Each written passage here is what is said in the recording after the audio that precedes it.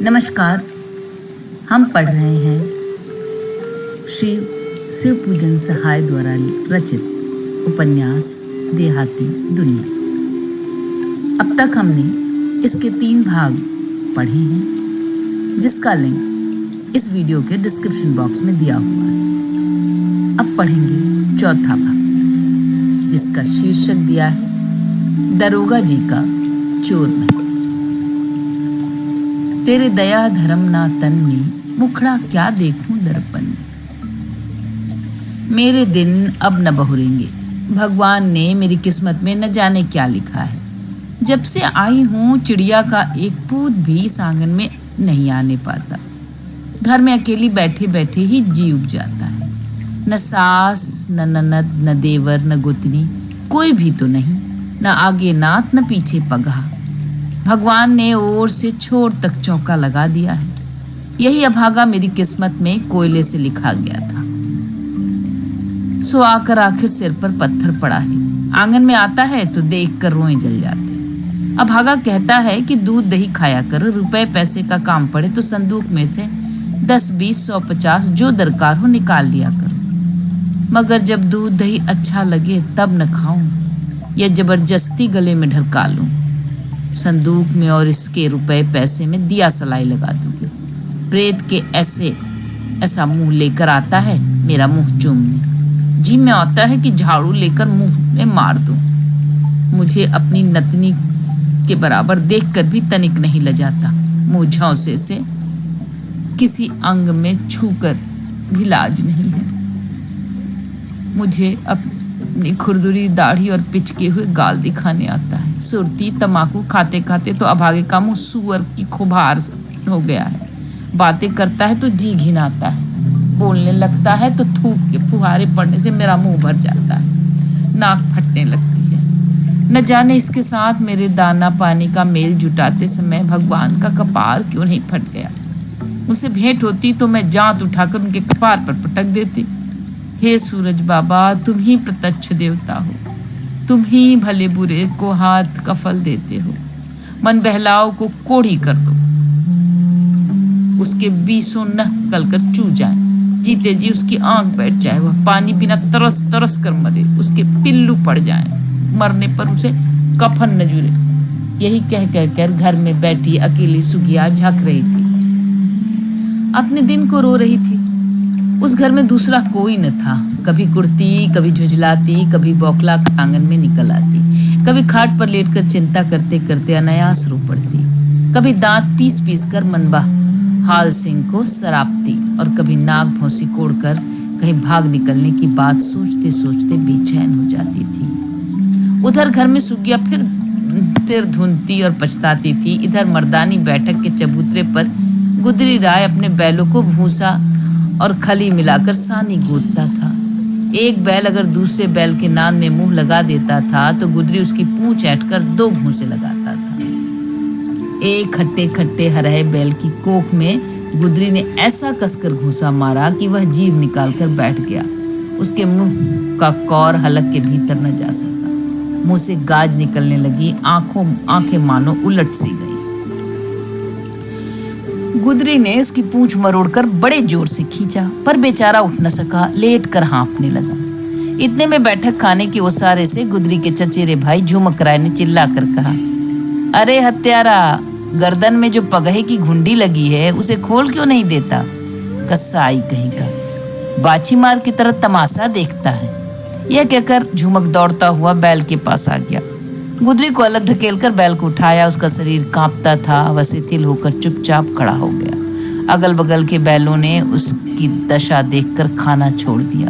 वे डर कर उसकी ओर देखने लगे। गुदरी राय यह कहता हुआ उसारे में चला गया कि जब न तब साला गरियारी काचता है, इसकी दवा मैं ही जानता हूँ। गुदरी ज्यों ही उसारे में जाकर कंकड़ की चीलम भरने लगा, त्यों ही दारोगा जी घोड़े की पीठ पर से चौतरे पर उतरकर उसारे की ओर बढ़े। दारोगा जी को देखते ही गुदरी का खून सूख गया। झुमक गौओं के पास खड़ा था, उसके भी काटो तो खून नहीं। वह ऊंचे चौतरे के किनारे झुककर बड़ी जल्दी से भागा। गांव का चौकीदार दारोगा जी के घोड़े की लगाम थाम कर खड़ा था। उसने झुमक को भागते देखा तो पर डर के मारे चुप साध गया, क्योंकि चौधरी लोग ही गांव के जेठ रैयत हैं। तब तक उधर की गली से आते हुए पुलिस सिपाहियों ने भागता हुआ खिलाड़ी समझकर बेचारे झुमक राय को पकड़ लिया। पकड़ो पकड़ो का हल्ला सुनकर ज्यों ही दारोगा जी चौतरे पर से गली की ओर कोड़ा लेकर उतरे, त्यों ही गुदरी उनसे आंख चुराकर भाग चला। गुदरी को भागते देखकर चौकीदार बेचारा चिल्ला उठा, दोहाई चौधरी जी, ऐसी जबरदस्ती मत कीजिए, यह मेरे ऊपर सरासर जोर जुल्म हो रहा है। मेरी रोजी चली जाएगी, दारोगा जी फांसी दे देंगे, मुरव्वत के बदले में सीना जोरी क्यों करते हैं। चौकीदार लाख चिल्लाता ही रहा। गुदरी 9-11 हो गया। घोड़ा छोड़कर बेचारा चौकीदार गुदरी के पीछे दौड़ा। दारोगा जी उधर झुमक पर कोड़े बरसा रहे थे, इधर असली खिलाड़ी सिर पर पैर रखकर भाग निकला। जब चौकीदार का चिल्लाना सुनकर दारोगा जी चौतरे पर उछल कर आए, तब हाथ की चुहिया बिल में गई। देखकर बगले झांकने लगे। उन्हें और कुछ तो नहीं सूझा, घोड़े पर चढ़कर अंधाधुंध सरपट छोड़ दिया। गुदरी राय सुगिया का पति था। वह असल में चोरों का मेट था। बड़े बड़े डकैत उसके हाथ में रहते थे। पूरा पनाह लेकर वह बड़ी से बड़ी डकैती का माल ऊपर कर देता था। चोरी का माल उतारने के लिए वह डंके की चोट 1000 रुपए तक पनाह लिया करता था। कितने पुलिस अफसरों को उसने चूना लगाया था। आज बुधिया की नालिश पर आए हुए दारोगा जी को भी उसने सूखे घाट उतार दिया।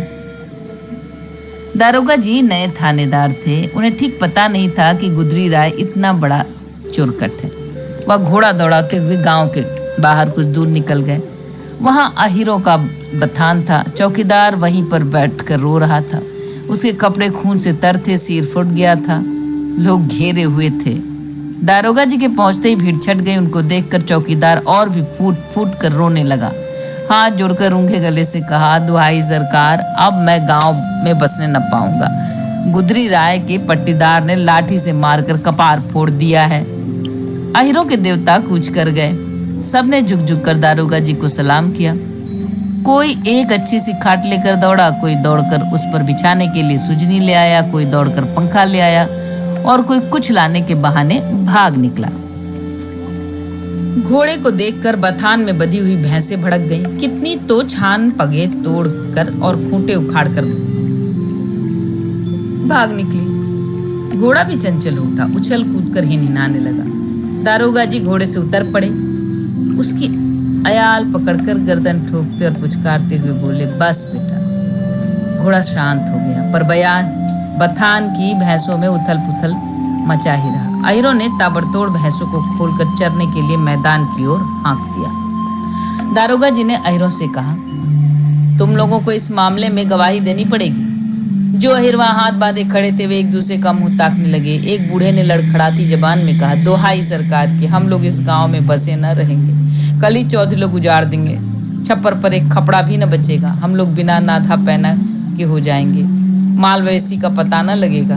दारोगा जी ने जोर से डपट कर कहा, चुप रह बदमाश, मैं तुम लोगों की नस नस पहचानता हूँ। तुम सब के सब चोर हटिया अहीर हो। तुम लोगों के देखते देखते मेरा चौकीदार पिट गया और अब दुहाई सरकार की कहकर चोर से साधु बनना चाहते हो। ठहरो, आज मैं फौरन तुम लोगों के थाने में पर चलकर चालान करता हूँ। एक दूसरा अहीर रोए गिराकर बोला, दुहाई सरकार, राजा जी, अब की आप ही बाप और महतारी हैं। आप गर अरज गरज न सुनेंगे तो कौन सुनेगा। जो इंसाफ समझिए सो कीजिए। पासा पड़े सो दांव, राजा करे सो न्याय। दारोगा, बस मैं तुम लोगों का अरज गरज सुनने नहीं आया हूँ। या तो गवाही करने के लिए कमर कसो या थाने का रास्ता पकड़ो। दो में से एक होगा। तीसरा तो मैं कुछ जानता ही नहीं। फिर वही पहला बूढ़ा हाथ जोड़कर और अपने बेटे को आगे करके बोला, पृथ्वीनाथ, हमको यही एक औलाद है। इसी के माथे पर हाथ धरकर कहते हैं कि हम लोगों ने अपनी आंखों से किसी को नहीं देखा है। आप अपने चौकीदार ही से पूछ लीजिए। उसी के कहने पर हम लोगों को मालूम हुआ। दुहाई धर्म अवतार जी, समूचा गांव 3 तागा लोगों का है। रेज पहिया बहुत कम है। गांव में जैसे 2-4-10 पवनी पवाई है, वैसे ही एक कोने में हम लोग भी किसी तरह गुजर सफर करते हैं। हम लोगों के मुंह से कोई जोखिम की बात निकल जाएगी तो आज के बिहान ही चौधरी लोग सलाह करके सूरज अक्षत की तरह लूट लेंगे। दारोगा, तुम लोगों के सिर पर काल नाच रहा है। लात का आदमी बात से नहीं मानता। जब अच्छी तरह से बेभाव की पड़ेगी तब आप ही भूत की तरह बकोगे। सब कतनी भूल जाएगी। अभी तो मैं सीधी तरह बात करता हूँ। दूसरा बूढ़ा अहिर, सरकार का तो राज ही है। सरकार के हुक्म से हम लोग बाहर नहीं जा सकते। जाएंगे तो रहेंगे कहाँ? पहाड़ से समुंदर तक तो सरकार ही की गवर्नमेंट ही है। भागने से भी तो जान नहीं बचेगी। आप ही पनाह देंगे तो हम लोग बसे रहेंगे, नहीं तो अनदेखी बात की चश्मदीद गवाही देने पर गांव के चौधरी लोग नाच नचा कर मार डालेंगे। ऐसे ही आप अफसर हैं, हाकिम हैं, सरकार बहादुर की दे हैं। आप ही का सब अख्तियार है। हम लोग तो काम पड़ने पर आपके जूते उठाने वाले आदमी हैं। मार गारी लात जूता सब सहने को तैयार है। दारोगा, इसीलिए तो तुम लोगों से जूते से बात करूंगा। अगर बिना जूते के खबर लिए ही तुम लोग सीधी राह पर चले आते तो मैं क्यों यहाँ से थाने तक तुम लोगों को हैरान परेशान करता। मैं तो जानता हूँ कि गुदरी राय बड़ा भारी डकैत है।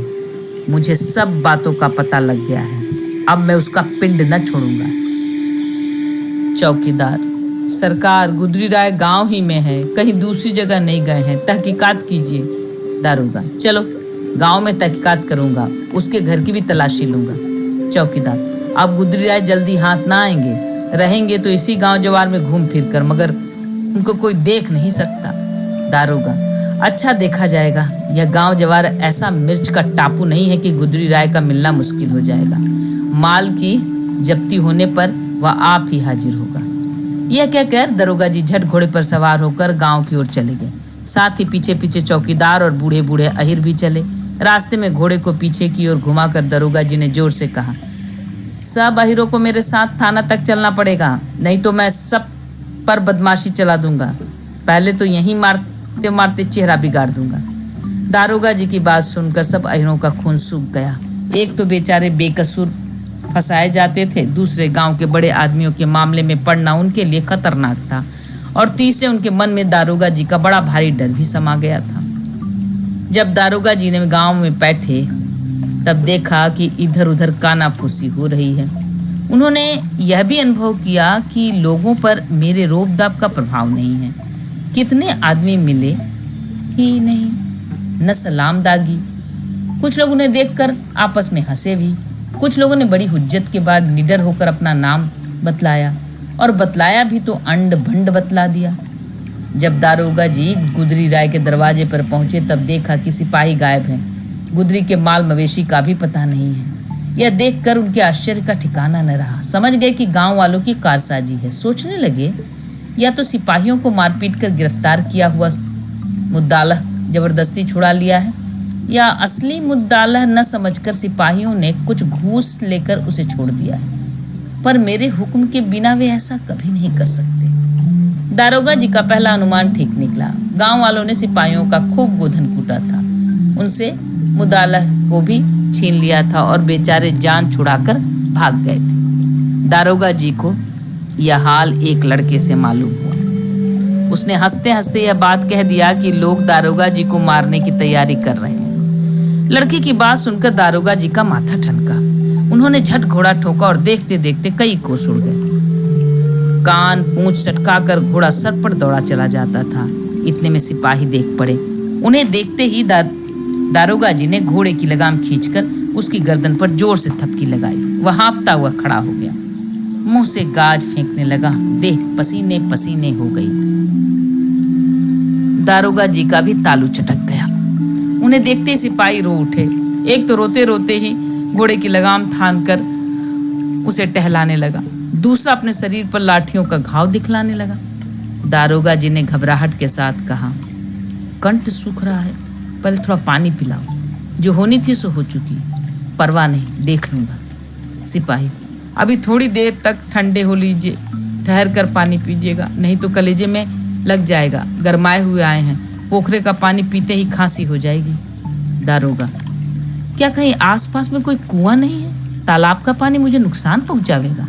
सिपाही, कुआं तो पास ही है मगर लोटा डोरी नहीं है, लोगों ने मार कर छीन लिया।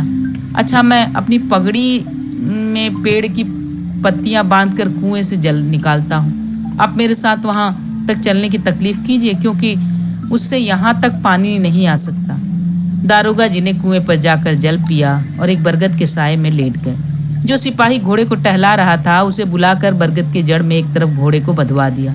फिर दोनों सिपाहियों से ब्यौरेवार हाल सुनने के लिए कहा। वे एक के बाद दिगरे कहने लगे। पहला, जिस वक्त हम लोगों से एक लड़के ने आकर कहा कि गुदरी राय के एक पट्टीदार ने चौकीदार को बड़ी मार मारा है और गोजी लगने से उसका सिर खुल गया है, उसी वक्त हम लोग समझ गए थे कि गांव बड़ा खड़जंत्री है, यहाँ से टल जाने ही में खैरियत है। जिस आदमी को हम लोगों ने पकड़ा था उसका एक भाई गोजी भांजता हुआ आया और अंट संट बकने लगा। जब उसकी गर्मी न सही गई तब हम लोग भी गर्मा गए। दोनों ओर से आधे घंटे तक खूब गर्मा गर्मी हुई। इतने में उसने गोजी चला दी। मैंने अपने सोटे पर उसकी गोजी रोक कर सोटा चलाया। संजोग बिगड़ा हुआ था, मेरे हाथ से सोटा छूट पड़ा। फिर तो वह बाग हो गया, मुझ पर दनादन लाठी चलाने लगा। मैं भागकर ओसारे में चला गया, वह भी मेरे पीछे पड़ गया। ओसारे तक मैं घुसकर मेरे साथ बाजने लगा। एक तो खिलाड़ी जवान, दूसरे रोष से भरा हुआ, तीसरे अपने गांव में, चौथे कछनी मारकर पहले ही से झगड़ा करने के लिए सजग होकर आया था। मेरा तो जिंदगी भर का पाला हुआ सोटा जब हाथ से छूट गया तभी मैं समझ गया कि आज विधाता बाम है। अगर मेरा वह दुखभंजन मेरे हाथ में होता तो मैं कितनों की खोपड़ी रंग देता। उस सोटे को एक लड़का उठाकर ले भागा। मैं ताकता ही रह गया। उसे उठा लेने के लिए मुझे झुकना पड़ता। मैं इस डर से नहीं झुका कि ऊपर से लाठी हन देगा तो वहीं का वहीं पसर जाऊंगा। सोटे को दूध पिला पिला कर मैंने लाल किया था। उसमें ऐसी गुप्ती थी कि वह अगर मेरे हाथ में होती तो उसी जगह मैं कितनों की लाश गिरा देता। दरोगा, अच्छा अब तुम चुप रहो, इसको कहने दो। तुम दोनों का बयान सुनकर मैं इस मामले को नए सांचे में ढालूंगा। गांव वालों को मैं ऐसा नंगा नचाऊंगा कि उन्हें जिंदगी भर न भूलेगा। वे भी जानेंगे कि किसी दरोगा से काम पड़ा था। अगर मैं गांव वालों को करवा कॉपी न कर छोड़ूं तो आज से मेरी जनेऊ को तांत समझना। दूसरा, अगर ऐसा न कीजिएगा तो फिर हम लोगों की पुलिस की नौकरी कौड़ी की 3 हो जाएगी। मामूली राह चलता आदमी भी हम लोगों को मार बैठेगा। रास्ता चलना कठिन हो जाएगा। इस गांव में तो मालूम हुआ कि सरकार का राज ही नहीं है। इधर उधर इनके साथ आसामी का भाई बजने लगा, इधर मेरे साथ खुद आसामी ही भिड़ गया। हाथापाई होते होते उसने छीना झपटी में मेरा डंडा छीन लिया, मगर मैंने उसका गट्ठा न छोड़ा। इतने में एक दूसरा आदमी बजरबोंग की सी लाठी लेकर दौड़ा आया। तब तक मैंने इसको धोबी पछाड़ खा कर गिरते देखा। बस झटपट आसामी को छोड़कर मैं इनकी मदद करने के लिए लपका। सोचा इनको छुड़ा लेने पर मैं अकेला न रहूंगा और अगर हम दोनों डट कर खड़े हो जाएंगे तो किसी की लाठी छीनकर भी बहुतों को घायल कर डालेंगे। लेकिन पीछे से जो बजरंगबोंग लेकर दौड़ा आया उसने और आसामी ने भी ऐसा सरिया कर मुझे मारा कि मैं मुंह के बल वहीं गिर पड़ा। इनके पास तक न पहुंच सका। जब हम दोनों 2 जगह गिर पड़े तब एक बूढ़े ने आकर हम लोगों की जान बचाई। फिर हम लोगों का वहां पांव न जमा। वहां से छूटे हम लोग यहीं आकर बैठे। गरम चोट मालूम नहीं हुई थी, अब तो अंग अंग दुखा रहा है। थाने तक पहुंचने की हिम्मत नहीं रही। रास्ते में डेग देने की इच्छा ही नहीं होती। यहाँ तक तो जान के खौफ से किसी तरह भाग गए। आगे के लिए अब फाल नहीं उठता। दारोगा, तुम लोग यहीं ठहरो, मैं घोड़े पर जाता हूँ। थाने पहुँचते ही फौरन कोई तेज इक्का भेजूंगा, उसी पर तुम लोग आराम से चले आना। तब तक चौकीदार भी पीछे से आ जाएगा, उसको भी साथ लेते आना। पहले मेरी वर्दी पेटी फाड़ कर इस तालाब में डाल दो। मेरे और कपड़े लत्ते भी नोच नोच कर फाड़ डालो। मैं बड़े साहब को अपनी दुर्दशा दिखलाऊंगा। उनसे किसी तरह हुक्म लेकर कल या परसों इस गांव पर जरूर छापा मारूंगा। सिपाहियों ने दारोगा जी के कहने के मुताबिक ही काम किया। उनके कपड़े लत्ते चिथड़े कर डाले, वर्दी पेटी के टुकड़े टुकड़े कर तालाब में डाल दिया। घोड़े पर सवार होकर दारोगा जी ने एड़ी लगाई। घोड़ा हवा से बातें करने लगा। थाने में पहुंचते देर न लगी। उन्होंने उसी समय एक एक्कावान को पकड़ मंगाया। उसे सख्त ताकीद करके हुक्म दिया, फौरन जाकर सिपाहियों को थाने में ले आओ। उधर एक्का लेकर रवाना हुआ। इधर दारोगा जी ने चरपाई पकड़ी। थाने में तहलका मच गया। पुलिस के बड़े साहब खबर पाते ही दौड़े आए। मजिस्ट्रेट साहब भी घबराए हुए पहुंचे। कोर्ट बाबू और इंस्पेक्टर भी दावत छोड़कर, दफ्तर छोड़कर पैर गाड़ी दौड़ाते हुए आए। तमाम सनसनी फैल गई। दूसरे ही दिन दल बल के साथ बड़े साहब ने उस गांव पर छापा मारने के लिए कूच किया। गांव वालों को उड़ती खबर मिली कि आज हरवा हथियार के साथ पुलिस इस गांव पर छापा मारने के लिए आ रही है। सारे गांव में घर छोड़कर भागने की खानाफूसी होने लगी। स्त्रियां घबरा उठी। जैसे मेघनाद की आवाज सुनकर देवलोक में भगदड़ मच गई थी, वैसे ही गांव में पुलिस के खौफ का जबरदस्त तूफान आ गया।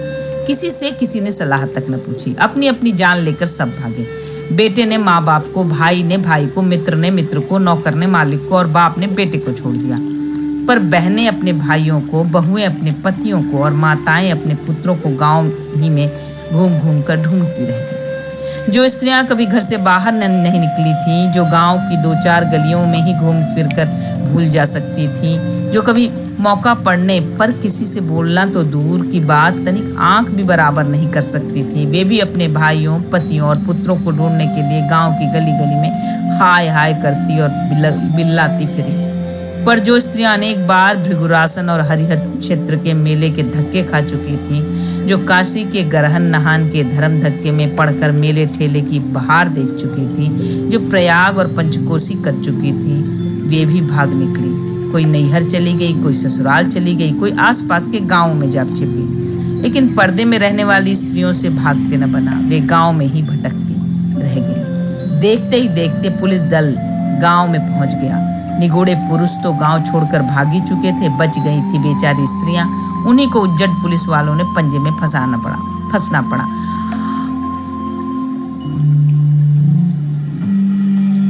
हरिणियों के दल पर शिकारी कुत्तों की तरह पुलिस सिपाही बेचारी अबलाओं पर टूट पड़े।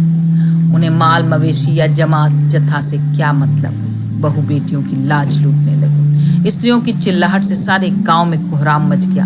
माँ के सामने बेटी की आबरू पर पानी फिर गया। सास के सामने पतोही की इज्जत चली गई। घर के माल असबाब का पता बतलाने पर भी बेचारियों का पत पानी न बचा। गिड़गिड़ाने पर गला दबा दिया गया। दांत दिखाने पर कंचप्पड़ मारकर पटक दिया गया। प्राणों की भीख मांगने पर जबरदस्ती करके प्राण ले लिया गया। बिना माथ की फौज ने गजब ढा दिया। इतना ही नहीं, कितने घरों में आग लगा दी गई, कितनों के छप्पर उजाड़ दिए गए, किवाड़ तोड़कर जला दिए गए, मल मूत्र से गांव के कुएं तक भ्रष्ट कर दिए गए। जहां तक अंधेर मचाते बना मचाया गया। टट्टी में खूब छेद किया गया। छाती पर खूब मूंग दली गई। कितनों ने गहरा हाथ मारा, पर बहुतों ने केवल बेचारी स्त्रियों के सताने में ही अपनी बहादुरी दिखाई। सब कुछ हुआ, परंतु अभी तक गुदरी राय पकड़ा नहीं गया। पुलिस वाले ढूंढते ढूंढते हैरान हो गए और वह अपने घर के तहखाने में ही छिपकर बैठा हुआ था। चोरी का माल छिपाने के लिए उसने अपने ही घर में एक गुप्त तहखाना बना रखा था। उसी तहखाने में उसके साथ बेचारी सुगिया भी छिपी थी। वह बेचारी अपने पड़ोस की स्त्रियों की चिल्लाहट सुनकर डर से थर थर कांप रही थी। जब कभी उसे रुलाई आती थी, गुदरी दांत पीसकर घूंसा तानता था। वह डर के दबक जाती थी। कभी कभी वह डर कर गुदरी से लिपट जाती, पर झट घिनाकर अलग हो जाती। गुदरी उसका सिसकना सुनता तो दांत कटकटाकर उसकी गर्दन दबाने लगता। कई बार गुदरी ने सुगिया को झकझोर कर ढकेल दिया। वह गिर पड़ी, पर मार खाने के डर से तनिक ठिनकी भी नहीं। सुलोचना के साथ पाताल में विराजते हुए मेघनाद की तरह सुगिया के साथ गुदरी राय तहखाने में बैठा हुआ था। उसे विश्वास था कि पुलिस वाले इस तहखाने का पता न पा सकेंगे। परंतु इस लोक में पुलिस से छिपकर बच जाना बड़ी टेढ़ी खीर है। पुलिस केवल भूलोक का ही नवग्रह नहीं है, पाताल की भी डाकिनी है। शनिचर की नजर से बच जाना आसान है। नदी में मगर से पिंड छुड़ा लेना सहज है, पर यमलोक में छिपकर भी पुलिस के चुंगल से बचना बड़ा कठिन है। जब पुलिस को पता लगा कि असल आसामी का घर यही है, तब ताला तोड़कर भीतर समा गई। पहले खुद दारोगा जी घर में बैठे, घर के कोने कोने तक की तलाशी ली, पर गुदरी राय का पता न लगा। अब सिर्फ एक घर बाकी था, पर उस घर में सड़ास के सिवा अगर और कुछ था तो घोर दुर्गंध और अंधकार। अंधकार भी ऐसा कि सुई न समा सके। दारोगा जी रुमाल से नाक बंद किए उस संडास वाले अंधेरे घर में घुस गए। उसका दरवाजा इतना छोटा था कि धुनही की तरह कमर झुकाकर उनको अंदर जाना पड़ा। अब तक बेचारे ने कहीं किसी देवता के मंदिर के सामने भी इस तरह सिर न झुकाया था, पर संजोग ऐसा कि सिर भी झुका तो संडास के सामने। बेचारे की कमर दुख गई, मगर भीतर जाने पर भी उन्हें कुछ सूझ न पड़ा। वज्र मूर्ख के हृदय में भी शायद ही वैसा अंधकार हो। हाँ, अगर कहीं हो तो हिंदू विधवा की आंखों के सामने वैसा अंधकार हो सकता है। सचमुच ऐसा गाढ़ा अंधकार था कि दारोगा जी को अपना हाथ तक न सूझ पड़ा। दुर्गंध से नाक फटी जाती थी। लवेंडर से बसा हुआ रुमाल भी दुर्गंध की लहर न रोक पाता था। बेचारे ऊब कर बाहर निकल आए। बहुत झुंझला कर बोले, लालटेन जलाकर खाना तलाशी लो। उफ, बदबू के मारे सिर चकरा गया। छी, न जाने किस पाप के फल के कारण आज नरक झांकना पड़ा। खैर, लालटेन जलाई गई। दरोगा जी लालटेन के साथ फिर उस घर में घुसे। एक कोने में उन्हें एक गड्ढा दिख पड़ा। वह घास पुआल से ढका हुआ था। दारोगा जी की आज्ञा से कांस्टेबलों ने गड्ढे के अंदर के पास का पुआल निकालकर संडास के मुंह पर डाल दिया। संडास बंद होने पर दुर्गंध विशेष कम न हुई, क्योंकि बरसों से उस घर पर हवा की दुर्गंध भर गई थी। सारे बदबू के सबका सिर घूमने लगा। लालटेन के सहारे खूब गौर से देखने पर उस गड्ढे में एक छोटा सा दरवाजा देख पड़ा, पर उसके अंदर भी गाढ़ी अंधियारी के सिवा और कुछ नजर न आया। बड़ी हिम्मत करके 4 सिपाही लालटेन के साथ उसके भीतर घुसे। लालटेन की रोशनी अंधकार के उस गहरे समुद्र में बिल्कुल एक छोटी सी किश्ती के समान थी। सोटाधारी सिपाही स्याही के सुपुर्द में समुद्र में उसी छोटी किश्ती के सहारे आगे बढ़ने लगे। बड़ा लंबा चौड़ा तहखाना था। सिपाहियों ने चारों ओर टटोल डाला, कहीं कुछ न मिला। एक कोने में दीवार के अंदर खोद कर एक आदमी के सोने बैठने के लिए थोड़ी सी खोखली जगह बनाई हुई थी। उसी में सटक कर दोनों बैठे हुए थे। 2 आदमियों को सिपाहियों ने अलग ही से देखा। स्याही के उस अथाह समुद्र में बेचारी मछली की गर्दन दबाए हुए उसके डरावने घड़ियल को देखकर सिपाही चौंक पड़े। तब तक सुगिया को छोड़कर गुदरीराम सिपाहियों पर बड़े जोर से झपटा।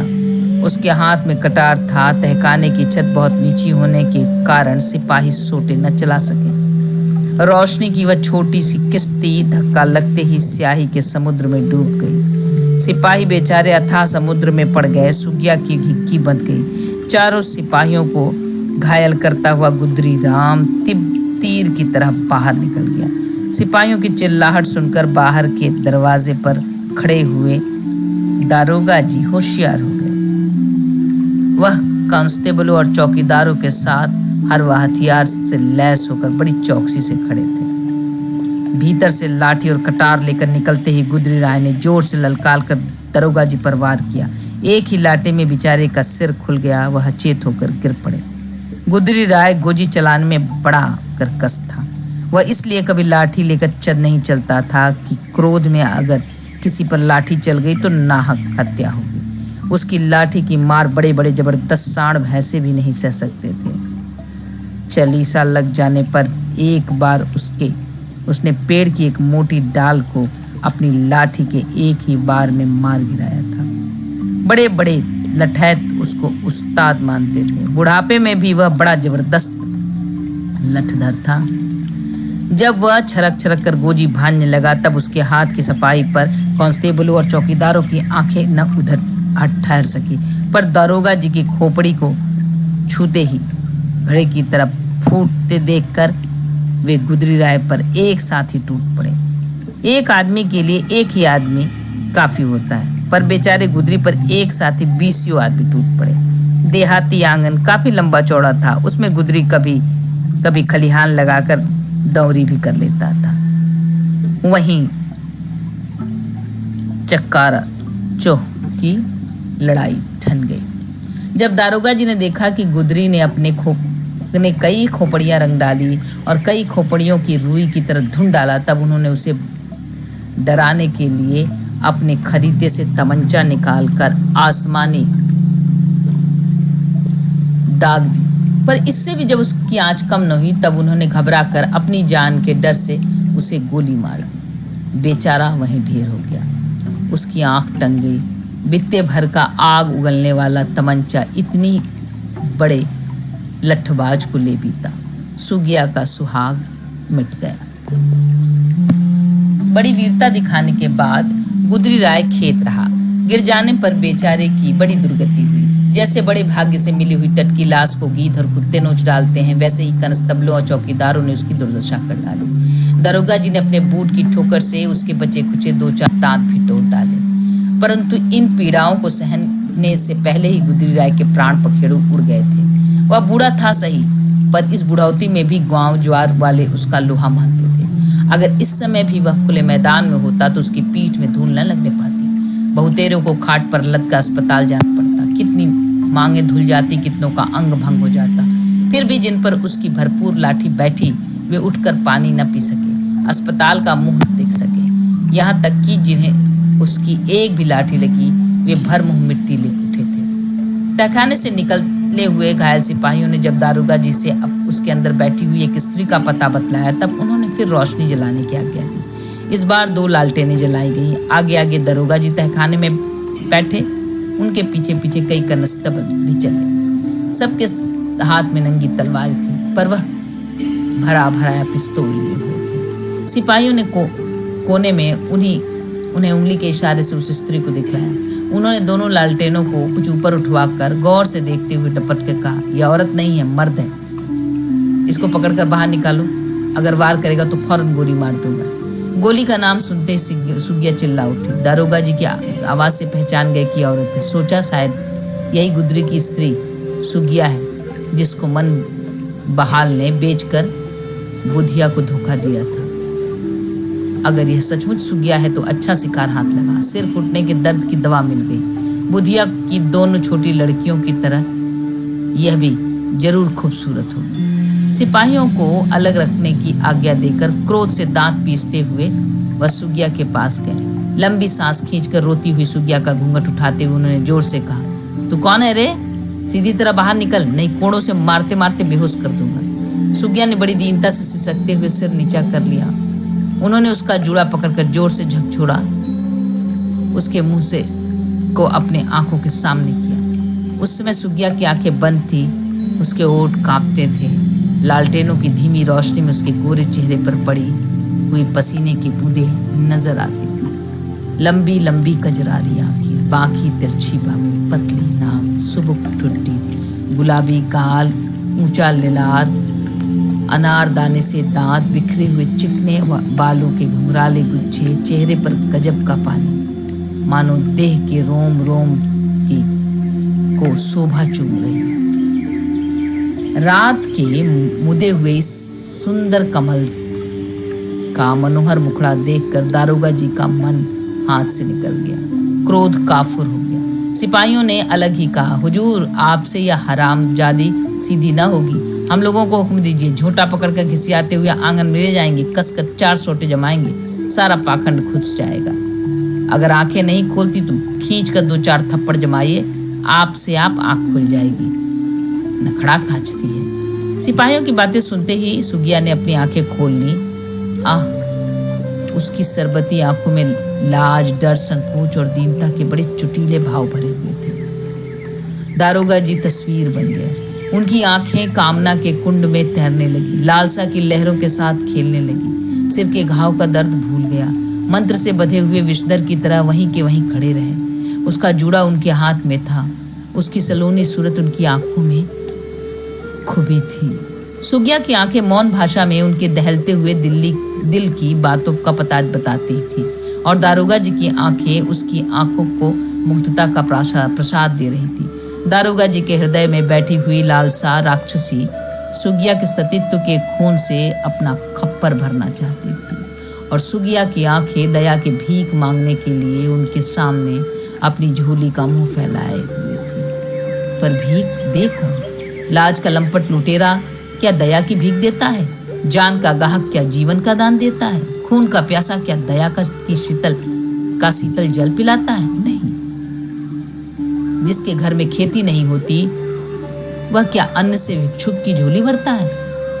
जिसकी अंटी में दाम नहीं वह क्या भिक्षुक के फैलाए हुए हाथ पर कुछ देने के लिए हाथ उठाता है? कभी नहीं। दारोगा जी के किसी पुश्त में दया की खेती नहीं हुई थी। उनके पिता पटवारी थे। पटवारी भी कैसे, गरीबों की गर्दन पर अपनी कलम टेकने वाले। उनकी कलम की मार ने कितनों की कमर तोड़ दी, कितने बिना नाद पहना के हो गए, कितनों का देश छूट गया, कितनों के मुंह के टुकड़े छिन गए। फिर दारोगा जी से और दया से उसका क्या सरोकार? घोड़ा अगर घास से दोस्ती करे तो खाए क्या? और भला भेड़िया कई भेड़ों पर दया करता है?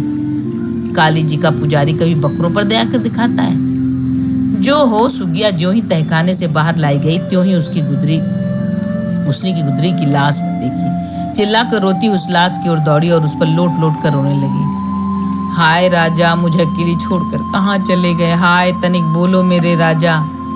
दारोगा जी ने उसका हाथ पकड़ झटके से पास ही के एक घर में धकेल दिया और डांट कर कहा, चुप रह हरामजादी, नहीं तो अभी गोली मार दूंगा। सुगिया ने रोते और गिड़गिड़ाते हुए कहा, मार दो गोली, ले लो जान, अब मुझे भी इन्हीं के साथ मरने दो। जी कर क्या करूंगी? जैसे मरूं वैसे मरूं। पैर छूकर हाथ जोड़ती हूँ, जल्दी मार डालो। बार बार इसी तरह कहते कहते सुगिया पगली सी हो गई थी। उसके सिर से आंचल खिसक गया था, देह की सुध बुध न रही। एक सुर से रटने लगी, मुझे मार डालो, अब जी कर क्या करूंगी। उसकी हालत देखकर दारोगा जी दंग रह गए। उन्होंने दांत पीसकर डांटते हुए कहा, मेरे सामने पतिव्रता होने का ढकोसला मत कर। बूढ़े के लिए बेकार क्यों रोती है? चल, तुझे बड़े बड़े जवान मिलेंगे। छिनाल की तरह नखरे मत दिखा। तुझ जैसी छोकरियों की दवा मैं खूब जानता हूँ। तेरे रोने का मतलब मैं खूब समझता हूँ। घबराती क्यों है? थाने में चल तो सही। जितना खून मेरे सिर से निकला है उतना ही तेरे कलेजे से निकालूंगा। यहाँ त्रिया चरित्र का पोथा मत पसार, यही चलकर प्रपंच दिखाना। इतने पर भी सुगिया न डरी। उसने पगली की तरह अपना पेट दिखाते हुए कहा, लो कलेजा काढ़ लो, खून चूस लो, सिर उतार लो, आंखें निकाल लो, अब देखा नहीं जाता। सुहाग भाग ले ही चुके, प्राण भी ले लो। जल्दी मुझे मार डालो या मुझे ही सिर पर पटक कर मर जाने दो। मत रोको, पैरों पड़ती हूँ, मौत की भीख मांगती हूँ। मेरा गला धरकर दबा दो, नहीं तो जैसे मांग में आग लगवा दी या वैसे ही मेरे कपड़े में भी आग लगा दो। जल मरूंगी, मुझे मरने में से क्यों रोकते हो? छोड़ो, बाहर निकलने दो। मैं कुएं में डूब मरूंगी, पेड़ पर चढ़कर कूद पड़ूंगी, जैसे होगा जान दूंगी, फांसी लगाऊंगी, जहर खाऊंगी। इसी तरह बिलपती और बकती हुई सुगिया उठकर घर से बाहर निकलने लगी। दारोगा जी ने फिर उसका हाथ पकड़कर जोर से झटका दिया। वह झोंका खाकर धड़ाम से गिर पड़ी। जो ही वह फिर उठने लगी तो ही दारोगा जी ने पिस्तौल तानकर डपट कर कहा, अच्छा मरना ही चाहती है तो ले मर, मारने का मजा भी देख। गुदरी के साथ तू भी जा। सुगिया ने हाथ जोड़कर बिलखते हुए कहा, एक बार और आंगन में जाकर उनका मुंह देख लेने दो, फिर मुझे पल भर भी जीने मत देना। उसी दिन मुझे गोली मार देना, मैं खुशी से मर जाऊंगी। दारोगा जी ने तमंचे को अपने जेब में रखते हुए एक विचित्र खटमीठे सुर में कहा, अरे अब उस बूढ़े की सूरत क्या देखेगी? देखना ही है तो मेरी तरफ देख, ठीक समझ, अब मेरे सिवा दुनिया में तेरा कोई नहीं। पाखंड करना छोड़, जहां कहूं वहां सीधी तरह चल। मेरे सिखलाने के मुताबिक इजहार है, नहीं तो और अभी तेरी दुर्दशा होती। इतना सुनते ही सुगिया अपनी छाती में जोर से मुक्का मारकर धरती पर लौट गई। दारोगा जी ने उसे जबरदस्ती घर से बाहर निकालकर इक्कावान से दांत पीसते हुए कहा, इस हरामजादी को सीधे थाने में ले आओ। अगर रास्ते में पाखंड पसारे तो दनादन चाबुक मारकर पीठ की खाल उधेड़ डालना। सुगिया थाने में चालान कर दी गई। गांव की लूट भी समाप्त हो गई। जिस तरह टिड्डी दल खेत की फसल चौपट कर निकल जाता है, उसी तरह गांव को तहस नहस करके पुलिस का दल भी थाने की ओर चला। दारोगा जी अपने घोड़े पर सवार होकर बड़ी उमंग से सोचते हुए जा रहे थे। इस स्त्री का नाम शायद सुगिया है। अब इसी को मुद्दई बनाकर बहाल को फंसाऊंगा। उसके फंसने से यह जरूर मेरे हाथ लग जाएगी। वह बड़ा भारी मामलेगीर है, अपनी जान छुड़ाने के लिए बुधिया को भी फंसा सकता है और बुधिया के फंस जाने पर तो मेरा काम ही बन जाएगा। उसकी 2 लड़कियां और तैयार हो रही हैं, लाग लपेट रखने से लाभ ही होगा। आज थाने पर चलकर रात में सुगिया को इतना प्यार करूंगा कि वह अपना सारा दुख भूल जाएगी। उसे डराने धमकाने से काम न चलेगा। स्त्री का हृदय प्रेम से जीतना सहज है, भय दिखाकर उसे मुट्ठी में करना मुश्किल है। देहाती स्त्रियों के लिए फांसी लगाकर मर जाना, जहर खा लेना, कुएं में गिर कर जान दे देना और दरिया में डूब मरना बहुत ही आसान काम है। सुगिया के लिए यह सब सहज है। वह इच्छा की मौत मर सकती है। स्त्री का दिल फूल से भी मुलायम और पत्थर से भी कड़ा होता है। वह पल भर में देवी और दानवी बन जाती है। पुरुष अगर चाहे तो स्त्री के चित्त को चैत की चांदनी से भी मधुर और स्मशान से भी भयंकर बना सकता है। मैं चाहूँ तो सुगिया के दिल में अपना दिल डाल सकता हूँ। अगर मैं उसके दिल में जगह पा गया तो मुझे नौकरी की जरा भी परवाह नहीं। काफ़ी कमा चुका हूँ, कई पुश्तें घर बैठकर खाएंगी। मगर हाँ, सुगिया को घर में डाल लेने से घरवाली के दिल पे धुआं उठने लगेगा। खैर, देखा जाएगा। थाने के पास ही अलग मकान ले लूँगा। सुगिया उसी में चैन से रहेगी और फिर कुछ दिनों के लिए छुट्टी ले लूँगा। डॉक्टर को 150 चटा दूँगा। वह कोई ऐसी बीमारी बतला देगा जिसमें नैनीताल में जाकर रहने का कुछ दिन रह जाएंगे। बस घरवाली को घर भेज दूँगा, सुगिया को सैर करा लाऊँगा। फिर तो वह कभी किसी के बहकावे में मेरा साथ नहीं छोड़ेगी। दिल का सौदा दिल से कर खरीदा जाता है। स्त्रियां दिल चाहती हैं, दौलत नहीं। मगर मैं तो सुगिया को दोनों सौंप दूंगा। दिल तो उसे देखते ही दे चुका, अब आज रात को थाती पूंजी भी हवाले कर दूंगा। देहाती स्त्रियां बढ़िया कपड़ा लत्ता, बढ़िया खाना पीना, बढ़िया गहना गुड़िया और रुपए पैसे को की थाती से बहुत राजी होती हैं। सुगिया की शादी उसके मन के मुताबिक नहीं हुई थी। बेचारी कबूतरी बूढ़े गिद्ध के पल्ले पड़ गई थी। दुनिया में अभी उसका हौसला पूरा नहीं हुआ है। जब वह केवड़े के साबुन और केसर रंजन तेल का व्यवहार करेगी, सजे हुए कमरे में साफ सुथरी सेज के पास रेशमी साड़ी में खिल कर खड़ी होगी, फूलों के गजरे और इत्र के फाहे उसे अपनी भीनी भीनी गमक से मस्त बना देंगे। पके मगही पान की तबकदार गिलौरियाँ उसके मुंह में मक्खन की तरह घुल उठेंगी। हारमोनियम की सुरीली तान से कमरा गूंज उठेगा। तब क्या वह इतने मजबूत दिल की है जो मेरे दिल की लगी न बुझाएगी? हाँ, इधर 2-4 रोज तक मेरे यहाँ सुगिया का दिल न जगेगा, पर जब वह मुकदमे के झमेले में पड़ेगी तब तो आप ही आप मेरे पैर पकड़ेगी। हथकड़ी और जेल का भय दिखलाने पर तो वह मेरे पैर की जूती बन जाएगी। पिछले साल माघ की अमावस पर जो गंगा नहान का मेला लगा था और उसमें भटकती हुई जो देहाती स्त्री मेरे थाने में लाई गई थी, वह भी तो पहले बहुत रोती सी सकती रही, मगर अपने खास कमरे में ले जाकर जब मैंने उसे मिठाई खिलाई, पान के बीड़े खिलाए, मीठी मीठी बातें की, इत्र सुंघाया, कुछ रुपए थमाए, तब वह आप से आप अपने घर द्वार की सुध भूल गई। लवेंडर की खुशबू ने उसे मतवाली बना दिया था। पान और इत्र ने मानो उसके सोते हुए हौसले को जगा दिया। आधे ही घंटे में वह लालसा की उमड़ी हुई नदी बन गई। उसके नेत्रों में एक प्रकार का चमकता हुआ रस भर आया। उसके रोंगटे खड़े हो गए। आहा, उसकी वह शिथिल भुजाएं, वह मद भरी अलसाई आंखें क्या कभी चित्त से उतर सकती?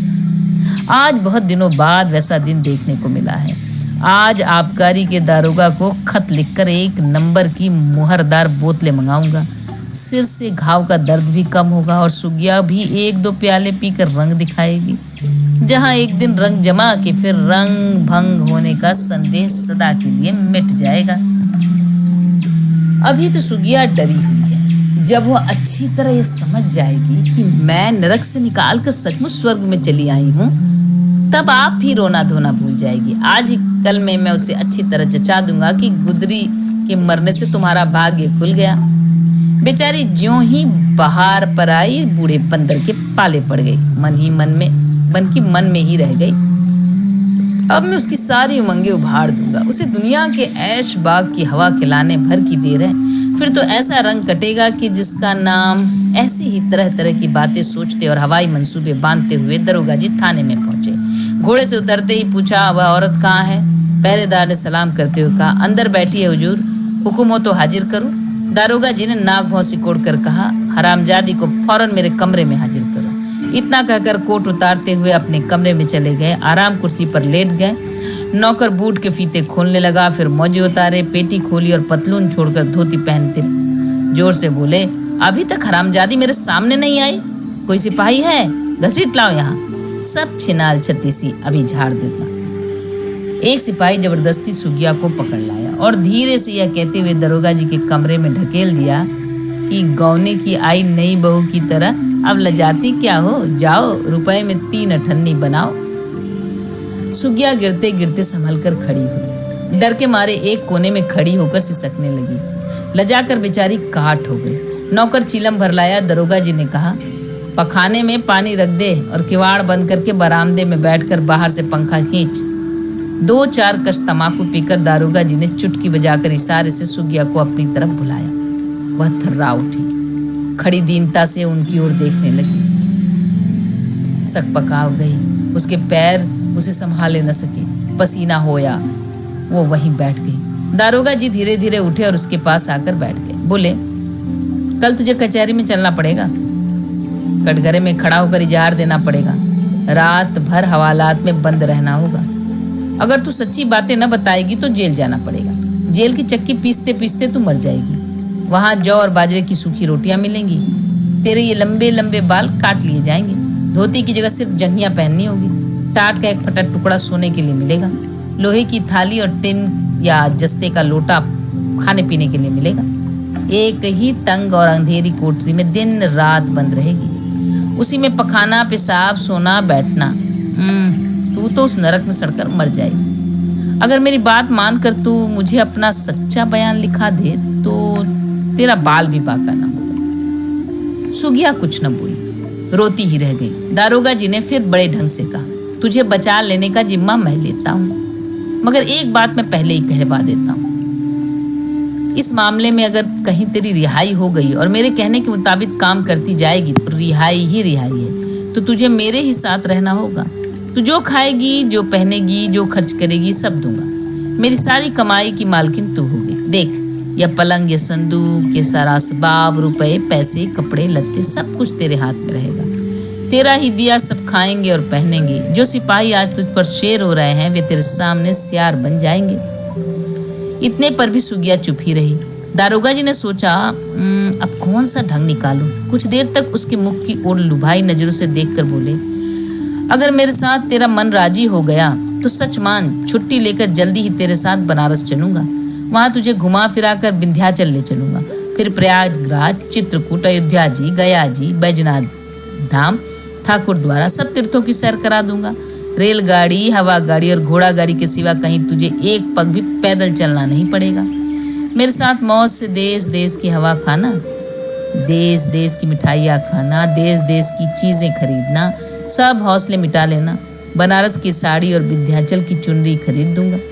प्रयागराज का किला दिखाऊंगा। त्रिवेणी में नाव पर झिरझिरी खिलाऊंगा। चित्रकूट के पहाड़ पर सैर कराऊंगा। अयोध्या जी में सावन का झूला दिखाऊंगा। गया जी का पेड़ा, बैजनाथ जी का चूड़ा दही बहुत ही बढ़िया होता है। अभी क्या, जब खिलाऊंगा तब कहना कि वाह क्या खिलाया है। बैजनाथ जी से कलकत्ते होते हुए ठाकुर द्वारा जाना पड़ेगा। कलकत्ते में बिजली की गाड़ी पर चढ़ाकर सारा शहर एक ही दिन में घुमा दूंगा। हवा गाड़ी पर चढ़ाकर किले के मैदान की हवा खिलाऊंगा। बाग बाजार का रसगुल्ला और मीठा संदेश चखाऊंगा। वहां का रसगुल्ला इतना बढ़िया होता है कि मुंह में डालते ही गल जाता है। बंगाली मिठाई तो तूने कभी खाई ना होगी। खाकर देखना, मुंह से न छूटेगी। बंगाल की पावदार साड़ी, पाड़दार साड़ी बहुत ही अच्छी होती है। बढ़िया से बढ़िया देखकर तेरे लिए शांतिपुरी साड़ी खरीद दूंगा। फिर ठाकुर द्वारे में समुंदर की बहार दिखाऊंगा। अगर तू कहेगी तो बंबई भी दिखला दूंगा। तेरे लिए सब करूंगा, मगर तू करने देगी तब ना। जहां सुंदरता और युवावस्था का सराहनीय संयोग होता है, वहाँ प्राय भोग विलास की इच्छा भी बड़ी प्रबल होती है। सुगिया बड़ी सुंदरी और नवती थी। वह कभी बग्घी, फीटन, मोटर या रेलगाड़ी पर नहीं चढ़ी थी। कभी उसे एकांत में किसी शौकीन नवयुवक से रसभरी बातें करने का अवसर नहीं मिला था। उसकी लालसाएं गुदरी के सूने अंधेरे घर में कई बार बुरी तरह तड़प चुकी थी। उसका मन कई बार आंसुओं की बरसात में संसार की वासनाओं के साथ झूला झूल चुका था। उसके कितने मनोरथ कई बार पूरी कल्पना की हाट में खाली हाथ घूम चुके थे। जब तक वह गुदरी राय के घर में रही, दिन रात चीखते बीता। उसे देख देख कर गुदरी राय की उमंगे भाले की तरह मारती थी। लालसाएं खूब लहर लेती थी, पर गुदरी को देखकर उसका दिल बैठ जाता था। उसके रोए गिर जाते थे, उसकी नाक सिकुड़ जाती थी, खोपड़ी से पिल्लू कुलबुलाने लगते थे। दारोगा जी ने ऐसा चारा फेंका कि मछली का मन चंचल हो उठा, पर उसे चारे में लगी हुई अक्सी की खबर न रही। सुगिया के हृदय में सोई हुई वासनाएं चौंक कर जाग पड़ी। जैसे हाहाकार सुनने से कच्ची नींव टूट जाती है। वह कहना चाहती थी, अब तो मैं बेबस हो गई हूँ, मेरा कुछ कहना न कहना बराबर है। पर यह कहने की इच्छा रहते हुए भी वह कुछ कह न सकी। तूफान आने से पहले सन्नाटा छा जाता है। दारोगा जी जाति के कायस्थ, घूसखोरी, बपौती, सनातन धर्म, नई उम्र, सुंदर डील डॉल, कसी हुई देह, ऐंटी हुई कड़ी, नोकदार मूछे, चमन की क्यारियों की तरह संवरे हुए बाल, आंखों पर सुनहली कमानी का चश्मा, नाजुक मिजाज, शौकीन तबीयत, बोतल डालने का चस्का, सौदेपन का शौक, नस नस में शरारत भरी हुई वासनाओं के पुतले और हर एक बाजी के काजी।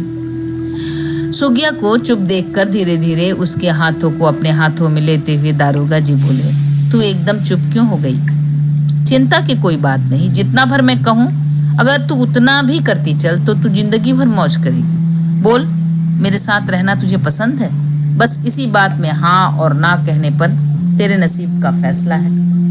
अगर तू एक भले मानस स्त्री की तरफ पर्दे के अंदर आराम से रहना पसंद करती है तो तेरा बेड़ा पार है।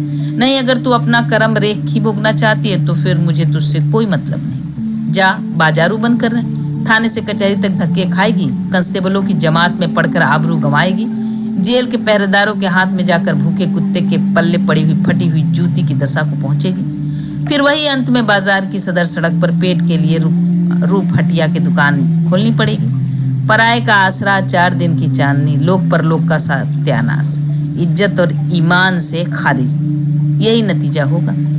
सुगिया ने लंबी सांस खींचकर एक बार दरोगा जी की ओर देखा। कुछ कहना चाहा पर मुंह से बोल न निकला। फिर घुटने पर गाल देकर मुंह से जमीन खोदने लगी। दारोगा जी ने फिर अपने जादू की एक पुड़िया छोड़ी। अभी तक तेरा पत पानी बचा हुआ है, इसीलिए मैं इतना समझा रहा हूँ। अगर तू बिगड़ैल होती तो मैं तेरी बात भी नहीं पूछता। मसल है, जब बिगड़े तब सुगड़ नर, क्या बिगड़ेगा कोढ़। और यह भी लोग कहते हैं कि मट्ठे का क्या बिगड़े, जब बिगड़े तब दूध। तू सुगड़ है, दूध है, मट्ठा या कोढ़ नहीं। अगर तू कुरूपा होती तो दुनिया की आंखें तेरे ओर नहीं उठती, मगर तू रूपवती है, इसीलिए दुनिया की आंखें तेरे पैरों में जंजीर डाल देंगी। एक पग भी चलना दूभर हो जाएगा। यह नई उम्र और ऐसी मनमोहनी सूरत अगर दुनिया की आंखें देख लेंगी तो सच कहता हूँ, विश्वास कर, तेरी हालत ठीक वैसे ही हो जाएगी जैसे कटे या सटे हुए पंखों वाली चिड़िया की होती है। तू न उड़ सकेगी, तेरी जान जाएगी, लोग खिलवाड़ होगा। मतलब के यार बहुत मिलेंगे, अवसर पड़े के साथी कोई नहीं। अब झटपट बोल, देर न कर, तेरी क्या राय है? इस मामले को संगीन कर दूं या तेरी जिंदगी को रंगीन कर दूं? सुगिया ने अपने सिर का आंचल सरकाते हुए रूंधे कट से कहा, अब तो पत्थर के नीचे मेरे हाथ दब चुके हैं। मैं कुछ कहकर ही क्या करूंगी? अगर मेरे नसीब में कुछ भी सुख लिखा होता तो गूंगी गाय की तरह कसाई के खूंटे पर क्यों बांधी जाती? कर्महीन खेती करे, बैल मरे की सूखा पड़े। मैं हर तरह अभागिन हूँ। भगवान ने जैसी लकड़ी में आग बनाई है वैसे ही मुझ में सुघराई दी है। जैसे अपनी आग से लकड़ी जलती है वैसे ही सुघराई से मैं जलती रहती हूँ। भगवान ने मोर के सब अंगों को अपने ही हाथों संवारा है, मगर सब सुंदर अंगों के आधार पर उसके पैर को ऐसा खुरच दिया कि अपने बेवाय फटे हुए पैरों को देखकर बेचारा दुख के मारे बिखधर को लील जाता है, तब भी प्राण नहीं निकलते। जो दुनिया के लिए जहर है वही अभागे के लिए अमृत है। जहर खाने से भी मेरी जान नहीं गई। जहर भी ऐसा वैसा नहीं, 16 रुपए में असली जहर खरीद कर मेरे दुश्मन ने मुझे खिलाया था। मूर्छा तक नहीं आई, कपार भी न बथा, मरना तो लीलार में लिखा हुआ ही नहीं है। एक ही सुर में सुगिया इतना कह गई। कह चुकने पर उसकी आंखों से ढर ढर आंसू झरे। दरोगा जी उसके हाथ पकड़े हुए उठ खड़े हो गए। उसे भी उठाकर खड़ा कर दिया। इत्र में बसे हुए रुमाल से उसके आंसुओं को पूछा, बड़े प्रेम से पलंग पर बिठाया। फिर कुछ देर तक सुगिया के मुख को ललचाई नजरों से देख दारोगा जी ने संदूक खोलकर धीरे से रुपए की थैली निकाली। थैली के साथ कुंजियों के 3 बड़े बड़े गुच्छे उसके आगे रख दिए। बोले, आज से यह सब कुछ तेरा है, घर तेरा है, मैं तेरा हूं, और चाहिए क्या? जो कह तो हाजिर कर दूंगा। बेचारी भोली भाली सुगिया बड़ी दुविधा में पड़ गई। उससे कुछ कहते न बना, थैली की तरफ अच्छी तरह देखा भी नहीं। धीरे धीरे सरकती हुई पलंग से उतरकर नीचे बैठ गई। दारोगा जी झुंझला उठे। वह इतने अधीर हो गए थे कि एक पल भी 100 चौक जुगी के समान बीतने लगा। उन्होंने उसकी बाह पकड़कर फिर पलंग पर खींच लिया। सुगिया का चेहरा तमतमा उठा। दरोगा जी भी दांत पीसने लगे। आंखें तरेर कर बोले, आखिर तेरी क्या राय है? सीधी तरह बात मानेगी या मैं कोई दूसरी तरकीब करूं? बात मान, तुझे पछताना पड़ेगा। ऐसा हट मत कर कि तेरी जान पर आ बीते। सुगिया लंबी सांस खींच कर रह गई। उसके गोरे मुख पर पसीने की बूंदें झलकने लगी। संभल कर बैठने पर भी देह थरथरा उठी। छाती बड़े जोर से धड़कने लगी। आंखें भर आई। बड़ी दीनता से बिलख कर बोली, अभी मेरी मांग में खली लगाई गई है। चूड़ियां भी नहीं फूटी हैं, आंसू भी नहीं सूखे हैं। आज ही का रंडापा है, हरा घाव है। कैसे क्या जवाब दूं? मन बहलाव का नाश देखकर छाती जुड़ाने की इच्छा न होती तो आज ही रास्ते में दौड़ते हुए एक्के से कूदकर जान दे देते। मन बहाल का नाम लेते ही दारोगा जी को बड़ा अच्छा मौका मिला। एक नया ढंग सूझ पड़ा। उन्होंने छूटते ही कहा, मेरी बात मान लेने पर तेरे सारे मनोरथ पूरे हो जाएंगे। जिस दिन कह उसी दिन मन बहाल को पकड़ मंगाऊं। तेरे सामने पेड़ में बांध कर उसे कोड़ों से पिटवाऊंगा। पहले तू राजी भी तो हो। मन बहाल की दुर्दशा करना तो मेरे लिए बाएं हाथ का खेल है। तेरे देखते देखते उससे त्राही न करवा दूं तो असल बाप का बेटा नहीं। झूठ कहना दोगले का काम है। जनेऊ की शपथ खाकर कहता हूं, उसे दिन भर जलती धूप में टांग कर खड़ा करके पानी बिना तरसाऊंगा। अगर जी चाहे तो तू उसके मुंह में थूक सकती है। उसे पैरों से ठुकरा कर जली कटी सुना सकती है। कोड़ों से पीट कर अपनी छाती ठंडी कर सकती है। मुझे कोई उज्र नहीं। तेरे लिए मैं सब कुछ कर सकता हूँ। कह तो दिया कि मेरी बात मान जा, जिंदगी भर रानी बनी रह। बस तो अब पक्का हो गया। कल ही तड़के मन बहाल को पकड़कर मंगाऊंगा और नागफनी के कांटों पर सुलाकर मारे हंटरों की उसकी सारी देह फोड़ दूंगा। अच्छा, अब तो कुछ जलपान कर। दरोगा जी झट उठकर मुरादाबादी तस्तरी में भंग पड़ी हुई 2-4 तबकदार बर्फियां और शीशे के गिलास में शराब मिलाया हुआ मीठा शरबत लिया। सुगिया के आगे तस्तरी रखकर अपने ही हाथ से उसे बर्फी खिलाते हुए बोले, मन बहाल को पकड़ लाने के लिए आज ही रात को सिपाहियों को ताकीद किए देता हूँ। सुगिया ने बर्फी खिलाने से उन्हें रोकते हुए कहा, आज मैं कुछ भी मुंह में न डालूंगी। उस जन्म में न जाने कौन ऐसा पाप किया था जिसका फल भोग रही हूँ। इस जन्म में भी तो कुछ संभालूं। दरोगा जी ने बड़े प्यार से कहा, यह तो फलाहार है, इसमें कोई दोष नहीं। मैं खुद तुझे आज अन्न जल न दूंगा। क्या मुझे अपने ईमान का डर नहीं? भोली भाली बेकस सुगिया किसी बहाने से दारोगा जी का आग्रह टाल न सकी। बेचारी अपनी बेबसी पर मन ही मन कलप कर रह गई। नाश्ता पानी हो चुकने पर दारोगा जी का मन बढ़ा। सोचने लगे, अब क्या ले लिया है, जरा नशे में चूर हो जाए सब गहने उतरवा कर रख लूँगा, आगे फिर देखा जाएगा। अब तो चिड़िया के पंख में लासा लग गया है, उड़ना मुश्किल है।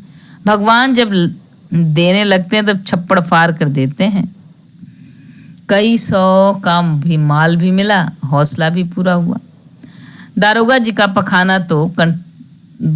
का परवाना तो कंठस्थ हो गया। तंबाकू जल चुकी थी। पाखाने में लोटे का पानी धरा ही रहा। खिड़की के चिक से छन छन कर कमरे में चांदनी आने लगी। पलंग पर बिछी हुई नैन सुख की साफ चादर चितकबरी हो गई। सुगिया का नशा खिल उठा। उसके गहनों ने दारोगा जी की पेटी में आराम किया। उनकी शरारतों की बोटी बोटी फड़कने लगी। पनबट्टा और इत्रों की शीशियां खाली हो चली। चोर महल रंग महल हो उठा। यहीं पर चौथा भाग समाप्त होता है। 5वां भाग अगले वीडियो में। उसका शीर्षक है गोवर्धन का कच्चा चिट्ठा। धन्यवाद।